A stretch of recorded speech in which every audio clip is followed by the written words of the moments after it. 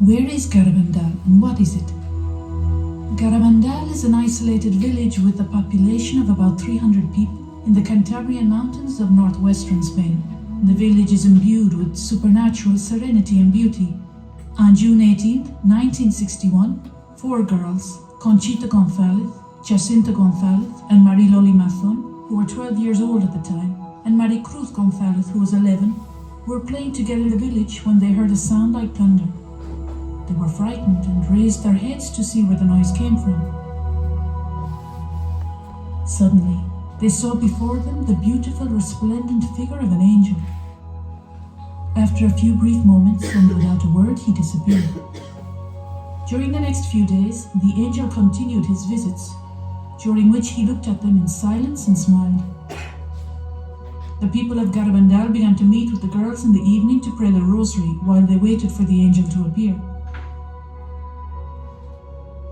Finally, on June 1st, 1961, the angel spoke to the girls and said, "Do you know why I have come?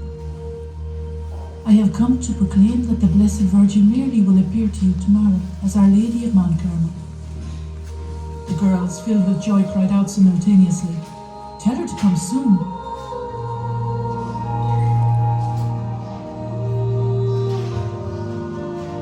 A pair of the people, the cows, live under the house. And this is the central hill, the cows. And the family live on the top. Yeah. It's something. Important is faith Yes, because and change of life. because arrived the Roman times, here live the Celtics.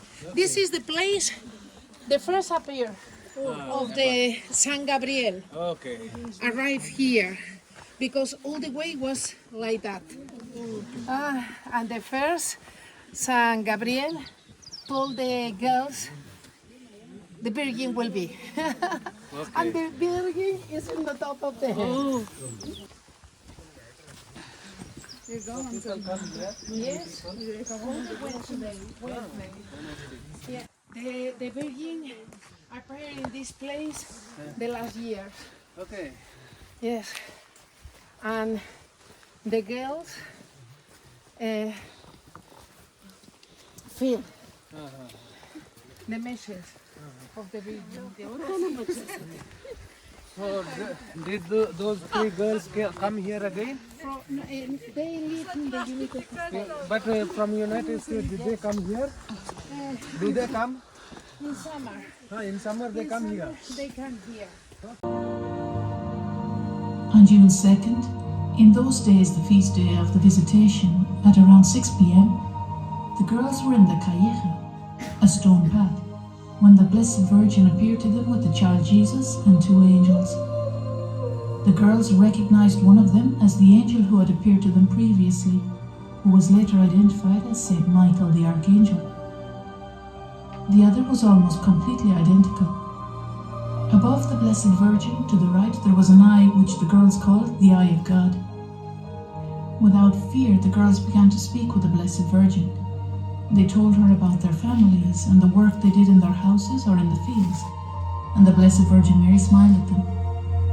Conchita said that it was as if her own mother had been gone on a long trip and had just come home. They prayed the rosary with the Blessed Virgin, who taught them to pray the rosary well. When the Blessed Virgin said she had to leave, the little girls pleaded with her to stay. To console them, she promised that she would return the following day. She did return, not only on the following day, but on hundreds of occasions, sometimes appearing several times during the day or the night. The girls knew when Our Lady was going to appear to them, thanks to what the girls themselves called the llamadas, or interior calls. They received 3 interior calls, in which they experienced an increasing joy that preceded and announced the apparition. After the 3rd interior call, the joy was so intense that they began to run from wherever they were towards the place of the apparition. They arrived almost simultaneously and fell onto their knees abruptly in an ecstatic trance. In the name of the Father, Son, and the Holy Spirit.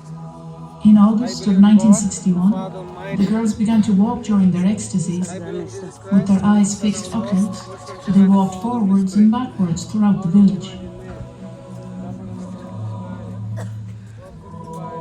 During the first apparitions, the girls offered pebbles to the child Jesus, whom the Blessed Virgin sometimes brought with her, because they wanted to make him laugh.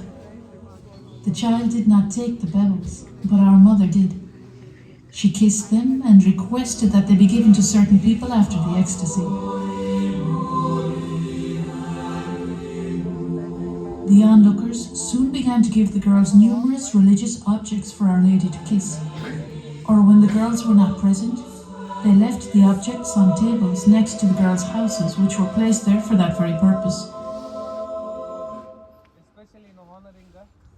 There was no way for the girls to know to whom each article belonged. Even so, during the ecstasies, with their faces always turned upwards and with their eyes fixed on heaven, guided by the vision, in all of the thousands of times that they returned rosaries, medals, wedding rings and other religious objects to their owners, they never made a mistake. On a certain occasion, the girls were surprised to find a powder compact among the objects to be kissed by the Blessed Virgin. They doubted whether to present to her a seemingly secular object. But when the Blessed Virgin arrived, the first thing she asked to kiss was that compact, saying that it belonged to her son. When the ecstasy ended, the owner of the compact revealed that during the Spanish Civil War, the compact had been used to take the Eucharist to prisoners and to those who were about to be executed.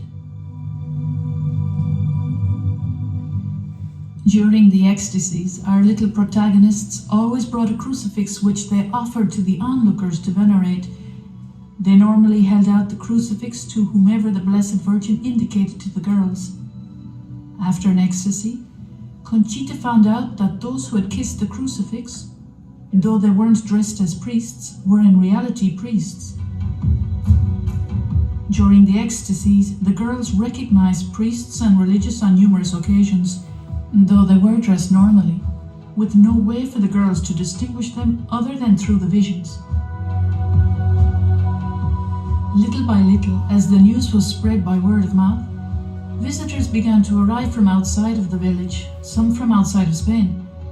500 to 3,000 people arrived each day and joined the villagers of Garabandal in prayer as they waited for the apparition.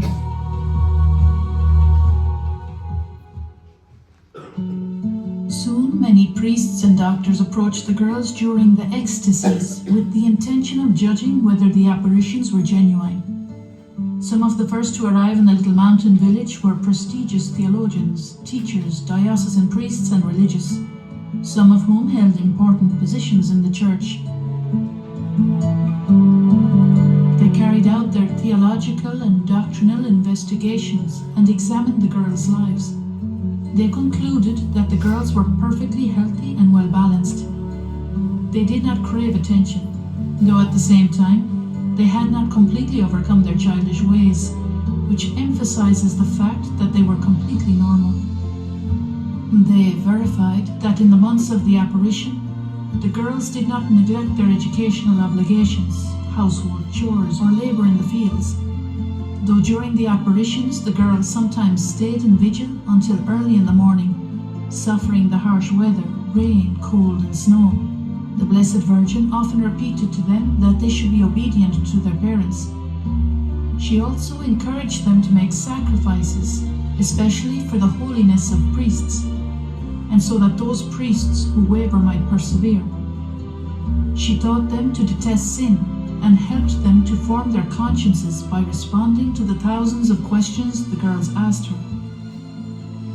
The girls affirmed that after seeing the Blessed Virgin Mary, they yearned to love Jesus and Mary more, and to tell everyone about the Lord and His most blessed Mother. The simple and trusting relationship that the little girls had with their Heavenly Mother was truly exceptional. In certain occasions, she played with the girls, and she often said goodbye to them with a kiss.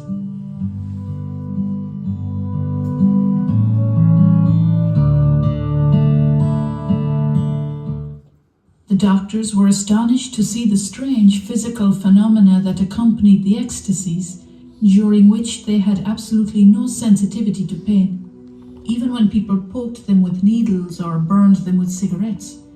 Their bodies acquired extraordinary weight, which made it impossible to pick them up or even to force them to make the slightest movement.